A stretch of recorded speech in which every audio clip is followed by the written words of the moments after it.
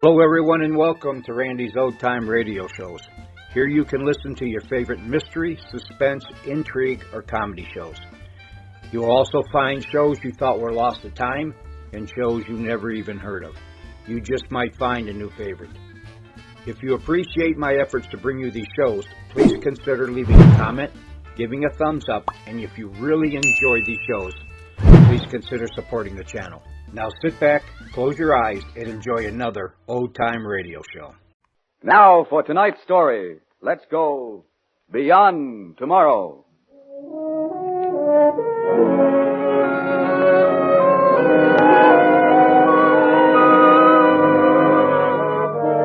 Beyond Tomorrow, next month, next decade, next century, when we will still be housewives and farmers and merchants, when some of us will be broke and some of us will be ambitious, and some of us will be lonely as people are today. But when we will employ robots to do our housework and go for a weekend to the moon.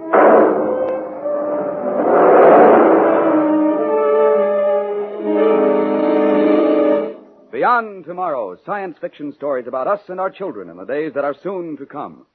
Tonight, based on a famous story by Robert Heinlein and adapted by Robert Senadella, the story of a man who lived for a dream.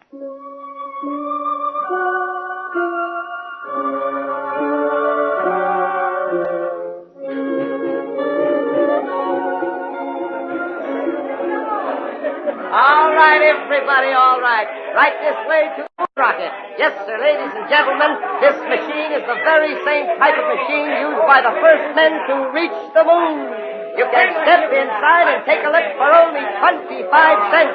But you've got to hurry, hurry, hurry, because the captain's going to take off for the stratosphere in about 5 minutes. Come on, see the rocket that made a flight to the moon. Hurry, hurry, hurry. What are you looking at, Sonny? That rocket, what'd you think? You like rockets? I'm going to be a rocket pilot someday. I'm going to be a pilot on the moon run. Ever been inside one? No. Well, I'll take you inside this one if you can tell me what company operates the moon run. Oh, everybody knows that. The Harrison Moon Rocket Company, of course. Right. Come on. Oh, gee whiz. Okay, right up the gangplank. 2 sir. tickets, please. Okay, sir. Who else wants to see the inside of the rocket that made a flight to the moon? Hurry, hurry, hurry. See the inside. Hurry, hurry, hurry. Here we are, Sonny.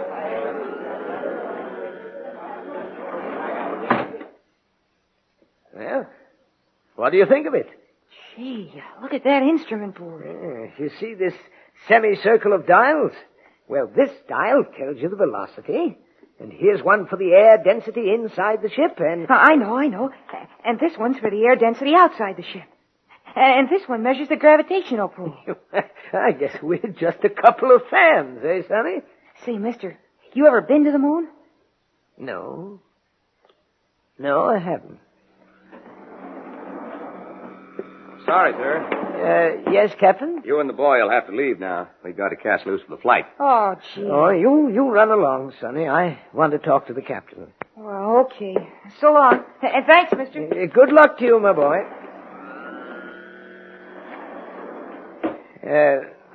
Captain. Yeah? How far up do you go on this flight? Not far, just about 1,000 miles. We do it twice a day. Crowd likes it. We're out of sight in 4 3/10 seconds. How they go for that takeoff. Ever take passengers? Got $25? Yes. We take passengers. Good. I'll have the doc come in and give you a checkup. Oh, no. What's the matter? Nothing. If you're in a hurry, I thought that maybe we could dispense. Not a chance. Want me to lose my license? Hey, Doc. Yeah? Doc, come in here a minute. Be right there. Well, all right. Standard procedure. It'll be over in a jiffy. Take off your jacket. All right. Do you want me, Mac? Gentleman here wants to take the flight. All right, sir. Roll up your sleeves, please. There you are. All right. Let's test your blood pressure.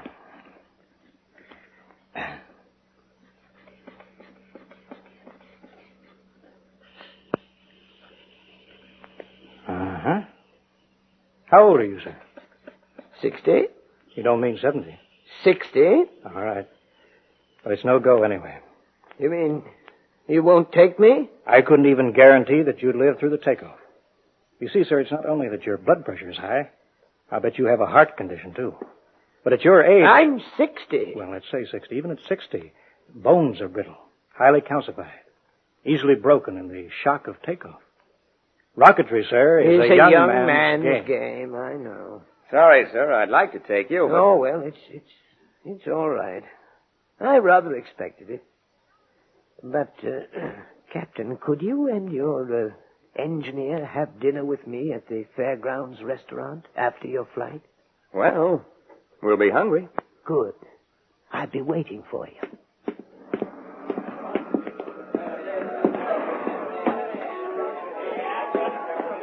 Hiya, mister. Huh? Oh, hello, Sonny. Gee, you stayed in there so long. I thought you was gone with him. No. Not this time, Sonny.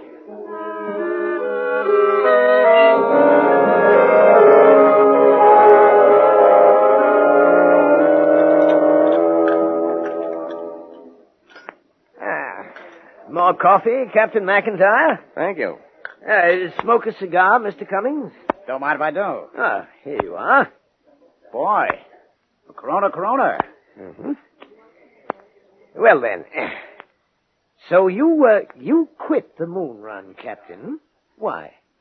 I didn't like it. Oh, I can't believe that. You're a rocket man. Tell him the truth, Mac. It was Rule G that got you. Oh, Rule G, eh? You still drink? No, but they don't give you a second chance. How about you, Mr. Cummings? How is it you're not on the moon run anymore? Oh, I smuggled a beautiful blue rock back to Earth for a girl I know. Boy, I wish I hadn't. I could be in Luna City tonight. Ha. Now, there's a town. How about you, Captain? Would you like to be back in Luna City? Why are you asking us all this, Mr. Harrison? Oh, I've got my reasons. Did you like it on the moon?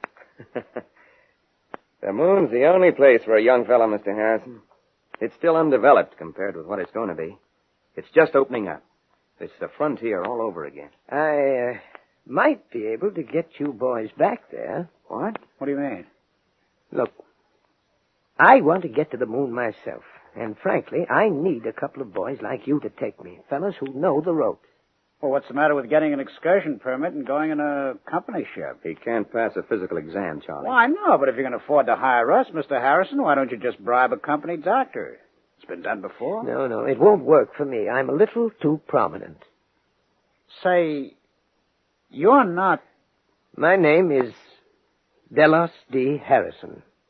You're D.D. Harrison himself. I thought so. Well, gosh, sir, you own most of the company yourself. You ought to be able to do anything you like, rules or no rules. No, that's not true. I'm a good deal less free than you are. What? But holy... Well, I tried to do what you suggest, but the other directors wouldn't permit it. They're afraid of losing their franchise. You've never been to the moon? No. Say, this is really tough.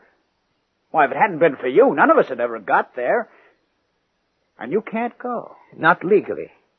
But if I find a ship, are you boys game to take me? Sure we are. Now, wait a minute. I think we better have more details. All right, fair enough. Now, you'll have to buy the ship for me. If I did it openly, everybody would figure out what I meant to do and stop me. Yeah, that's right. I'll supply you with all the cash you need. You go out and locate some sort of ship that can be refitted for the trip. Look, Mr. Harrison, why do you want to go to the moon so badly? Well, I don't know whether I can explain it to you or not. It's the one thing I've wanted to do all my life. When I was a kid, practically nobody believed that men would ever reach the moon. They laughed at the idea. But I believed. I read Verne and Wells and Smith, and I set my heart on being one of the men to walk the surface of the moon, to see her other side, and to look back on the face of the earth, hanging in the sky.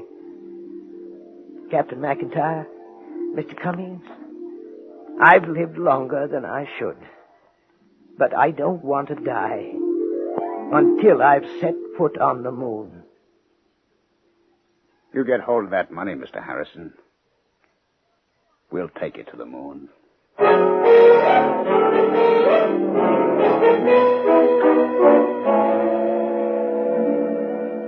But, Mr. Harrison... You heard me, Belden. Sell 'em. I want every share of stock I own realized in cash as rapidly as possible. Spaceways Provisioning Company, Artemis Mines, Luna City Recreations, the whole lot of them. Sell them all.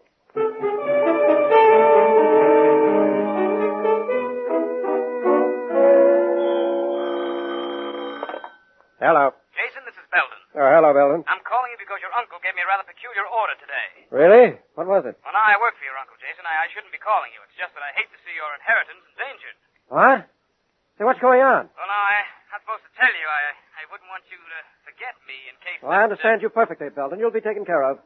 What's the old man doing? He's ordered me to sell all his stock. He's converting everything into cash. Belden, I won't forget this. Thank you. I'll see my lawyer right away.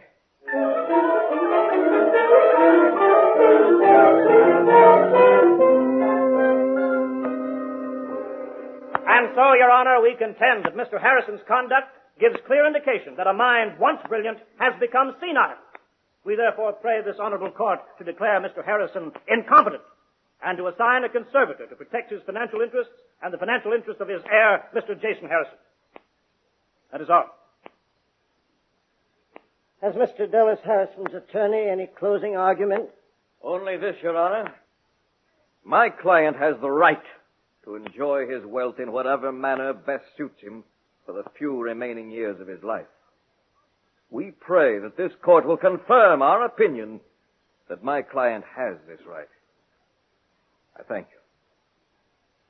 you. Mr. Cummins, this court has as high a regard for individual liberty as you have.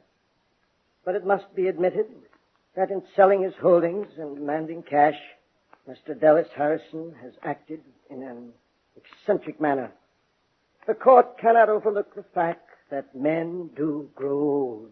Yes, men do become senile, and in such cases must be protected. I shall take this matter under advisement until tomorrow. Court is adjourned. Extra millionaire disappears. D.D. Harrison missing. Extra. Oh, it's awful, Jason, but I couldn't have foreseen it. I don't suppose so, Belden. He must have gone to court yesterday with that money in his pocket. When he saw that the judge would decide against him, he decided not to stick around for the verdict. He took everything? Everything. We've got to find him. Well, the police are working on him. Well, you've got to help them. How? Well, figure out where he went. Well, I don't know where he went. You're the only one who can find out. Go through his papers. Look for clues. Look for hiding places. Examine everything. Letters, bills, scratch pads, diaries, everything. Find a clue, report to me. It's up to you to dig up the leads, Belden. We've got to find that old man before he spends all my money.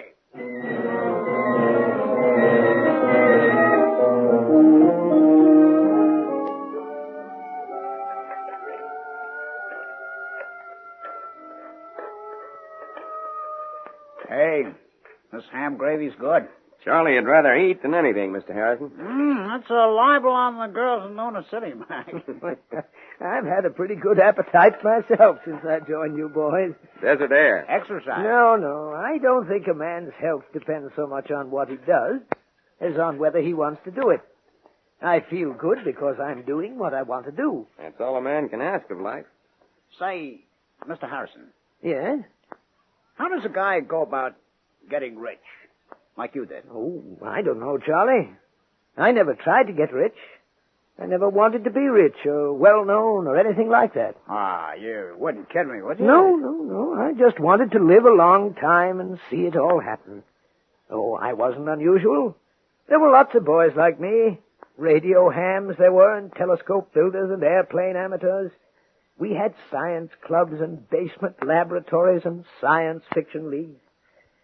No, I didn't want to be rich. I just wanted to live long enough to see men rise up to the stars. And if God was good to me, to go as far as the moon myself. It's been a good life. I haven't any complaints. There's the moon up there. Look at it. The moon. We'll be there in a day or two. Say, Mac. Yeah? As far as you're concerned, you're ready to go now, is that right? That's right. Well, then we're just waiting for your calibration runs and pre-flight tests, eh, Charlie? Well, say I might run them tonight. Well, that's what I was getting at, can you? Well, sure, why not? If Mac will help. I'll help you. We'll all help. With luck, we can take off tomorrow. Come on, boys, let's go. Let's get that. Catch him, Mac. Mr. Harrison. He's out. Come on, Charlie. Let's get him into his tent. Right. Yeah. Easy now. Easy does it. There. Where's his medicine? In his vest pocket. Here, I've got it. Break that capsule. Hold it under his nose. Right. He's breathing better. We won't go tomorrow. We've got to wait until he's back to normal.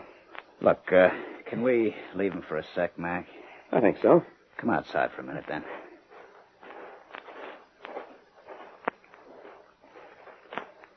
Okay. What is it? Mac, we're not going through with this. Why not? It's murder. He'll never stand up under the initial acceleration. The takeoff will kill him. It's what he wants to do. Oh, we can't let him. Why not? Why not? Because he's such a swell old duck, Mac. Okay, what do you want to do with him? Send him back? Let the court put him away in a bug house? Let him dress in a bathrobe and sit in a wheelchair in a sanitarium till he dies of a broken heart? No, I don't want that. Okay, get out to the hangar and make your setup for those test runs. I'll be along.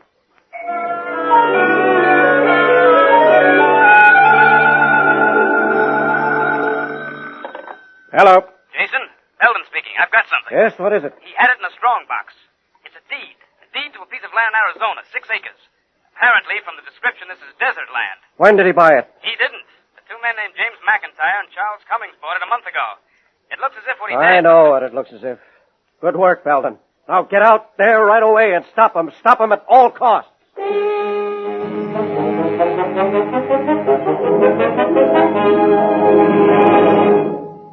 In 20 seconds, we will return you to Robert Heinlein's famous science fiction story, Requiem. A few words first concerning speed. In the era of rocket travel ahead, speed will be an important factor. But speed today can be the direct cause of sudden death on the nation's highways. As spring dissolves into summer, more and more people will be driving towards vacation lands, taking the family for a Sunday spin. And more necessary will be the element of caution. Don't speed. Remember that accidents don't always happen to someone else. By speeding, they can happen to you.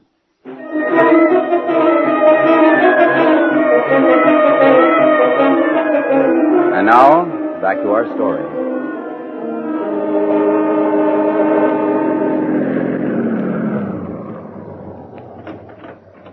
Hey there! Hello, stranger. Looking for something? Looking for somebody. Who? Are you, James McIntyre? What about it? Hey, what's up, Mac? Now, come here, Charlie. What's the matter? You'd be Charles Cummings, I guess. So? You have a spaceship here, and you're taking D.D. Harrison on a flight to the moon. We haven't got a spaceship. What are you keeping that big shed? Strata yacht. Where's Mr. Harrison? Harrison? Uh-huh. Do you know anybody named Harrison, Charlie? It's no use, Mac. We can't take off now. They know he's here. You talk good sense, fella. Where's Harrison? See that little tent over there? Where? There, right in back of you. Oh, that one. Is he in there? Yeah. Catch him, Mac. Nice going, Charlie. I hated to. It was the only way. Let's leave him here. Oh, darn it. That's the finger I broke playing shortstop. I'm always hurting that finger. Come on, we haven't any time. Get Pop into the cabin. Strap him into his hammock. Right. Can you tie up this guy? In a jiffy. Luna City. Here we come.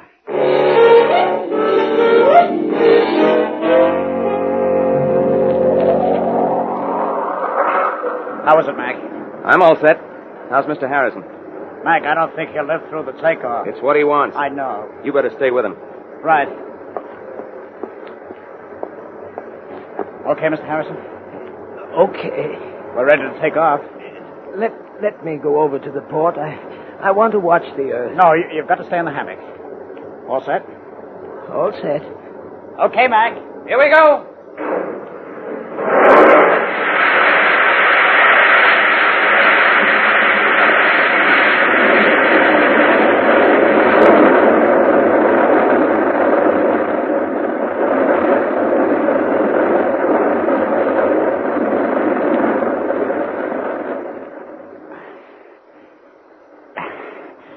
Mr. Harrison.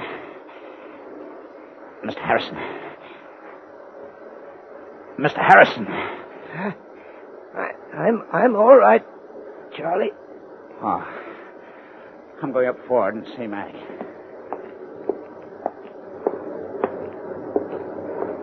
Going all right, Mac? Going all right. Is he... Yeah, he's alive. But he's in bad shape, Mac. How bad? A couple of cracked ribs, anyhow. I don't know what else. I don't know whether he'll last out the trip, Mac. His heart was pounding something awful. He'll last, Charlie. He's tough. Tough? He's delicate as a canary. I don't mean that. He's tough way down inside. Yeah. I better stay with him. We're on our way, Mr. Harrison. Can't I move to a port now? Can't I watch the Earth now? Oh, nothing to see yet. The blast hides it until we build up enough speed to coast up to the changeover point. Maybe if you're all right then, we'll move you to a port, but only if you're all right. Because you see... Mr. Harrison. Mr. Harrison. Mr. Harrison. Dad, look. Look, Dad, look. Take it easy, Mr. Harrison. Dad, look. Up in the sky. What's that up in the sky, Dad? That's Hawley's Comet, Ellis. Where did it come from? Oh, I don't know, son. Way out in the sky somewhere. It's beautiful, Dad. It's beautiful. I want to touch it. I'm afraid you'll never be able to touch it, son. I want to touch it. I want to touch that beautiful thing up there in the sky. Take it easy, Mr. Harrison. Take it easy. Dallas, will you stop puttering with that machine and listen to me? Oh, hello, Charlotte. I didn't know you were there. I know you didn't. You never know I'm here. All you do is tinker and putter and work over that laboratory bench. I'd like to have it ripped out. But didn't I show you in the paper, Charlotte? They've made a flight into the stratosphere. We haven't been to the movies for 6 months. Well, if they can reach the stratosphere, they can reach the moon. That's what I'm working on, Charlotte. It's big. It's important. You never listen. I'm warning you, Dallas. You've got to choose between me and this laboratory. Choose between you and the laboratory? Choose? But don't you see, I'm going to make a machine that will reach the moon. Mr. Harrison, please, try to be quiet. Try to lie still there. We'll be at the changeover point soon. She left me, Charlie. She left me. Take it easy, Mr. Harrison. It works. It works. I know this time the machine will work. I know this machine will reach the moon. I'm going to take off next month. No, you're not, Mr. Harrison. What do you mean, Doctor? My own machine, and I can't take it to the moon. You'll have to get somebody else to take it to the moon, Mr. Harrison. But this is my own machine. I want to take it to the moon. I want to touch the moon.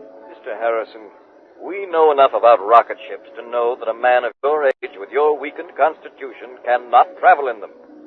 You get somebody else to fly your ship to the moon. You stay on Earth. But I've got to go. I've got to go. I've got to go. Mr. Harrison, please. We've passed the changeover point. I've got to go. I've got to go to the moon. Take it easy, Mr. Harrison. I'm going up front with Mac. Mac, I'm worried. How is he? Delirious. He keeps raving. I'm worried about the landing. You better set her down awful easy. All right, I will. I'll ease her in on an involute approach curve. All right, go ahead. Here we go.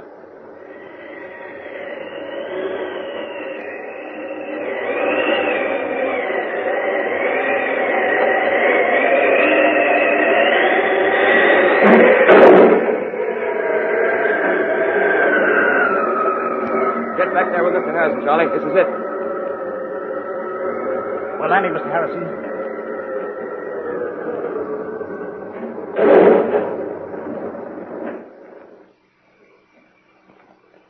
How is he, Charlie? He's out. Mr. Harrison. Well, he's breathing anyway. Let's get him out of the ship, Charlie. Okay, you get the compressed air tanks out. I can handle him there. He only weighs about 20 pounds lunar weight. Right. All right, Mr. Harrison, here we go. You wanted to get to the moon? Let me get those buckles unstrapped. There we are. Okay. Hey, Mac, get the door open with it. Right.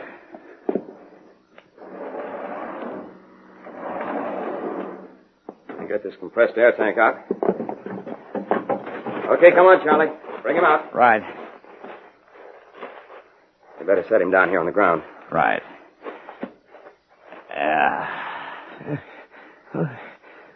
Where am I? Is this the moon? This is the moon, Mr. Harrison. Look in the sky. That moon up there, that's the Earth, isn't it? That's the Earth, Mr. Harrison. I made it. I'm on the moon. I'm looking back at the Earth. You made it, Mr. Harrison. I can die now. Got a pencil? Here's a pencil. Paper? Paper, me. Oh, I haven't got paper. That shipping tag. That shipping tag on the compressed air tank. Here it is. I've got to write. Then I can die. I'll hold you up. Go ahead and write. And when you bury me, put this over my grave. We'll carve it in marble, Mr. Harrison. No, leave it on the shipping tag. A shipping tag from a compressed air tank. That's what I want over my grave. Write it, Mr. Harrison. Under the wide and starry sky, dig my grave and let me lie. Glad did I live and gladly die. And I lay me down with a will. This be the verse you grave for me. Here he lies, where he longed to be. Home is the sailor, home from the sea, and the hunter, home from the hill.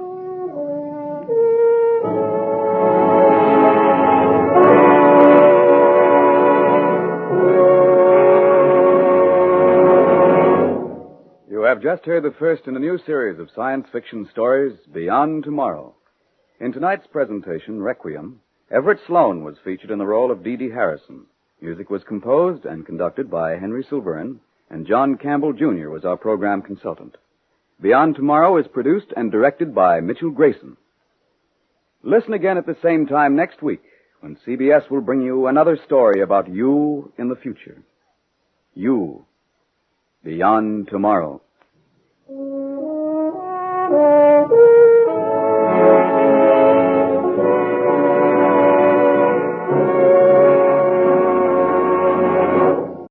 Hello, everyone. Randy here. I hope you enjoyed that episode. These old-time radio shows take a lot of time and effort to clean up and convert, so you can enjoy them again. If you appreciate the work I do and want to help keep these classics alive, please consider donating to support this channel. You can find the links in the description below, and for those of you who have already donated, I really do appreciate your kindness. Thanks so much for listening, and I'll see you on the next episode here on Randy's Old Time Radio Shows.